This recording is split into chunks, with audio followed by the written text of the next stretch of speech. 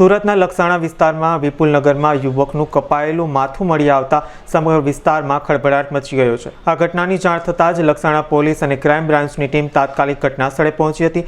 પોલીસના ઉચ્ચ અધિકારીઓએ આ ઘટનાની ગંભીરતાને લઈ તપાસનો દોર સંભાળ્યો છે। પોલીસ દ્વારા કપાયેલું માથું કોનું છે અને તેણે કોણ અહીં રાખી ગયું તે દિશામાં તપાસ શરૂ કરવામાં આવી છે। આ ઘટના હત્યા બાદના પુરાવાનો નાશ કરવાનો પ્રયાસ હોઈ શકે તેવી શક્યતાઓ પણ વ્યક્ત કરવામાં આવી છે। પોલીસ આ મામલે નજીકના સીસીટીવી ફૂટેજ પણ ચકાસી રહી છે। આ ઘૃણાસ્પદ કૃત્ય करનારને ઝડપી પાડવા માટે पुलिस द्वारा सघन प्रयासों हाथ धरવામાં આવ્યા છે। आज रोज लसखाना पुलिस स्टेशन के विस्तार में विपुल नगर एरिया में एक अनआइडेंटिफाइड डेड बॉडी हमें मिली और जिसमें डेड बॉडी का सिचुएशन ऐसा था कि सिर्फ उसका डेड बॉडी का सर जो था वो हमें कचरे के डगले में हमें एक उसका सर मिला था और ये पीसीआर को कॉल आया था और वहाँ पे टीम पहुँची और हमने सीसीटीवी फुटेज एनालिसिस करते हुए रेस्ट ऑफ द बॉडी जो उसका धड़ है वहाँ तक हम पहुँचे, जो कि आसपास में ही एक मकान में उसका धड़ हमें मिला है।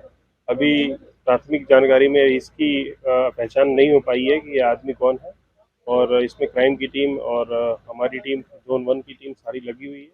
जल्दी हम इस बॉडी को भी आइडेंटिफाई करेंगे और आरोपी तक पहुँचेंगे।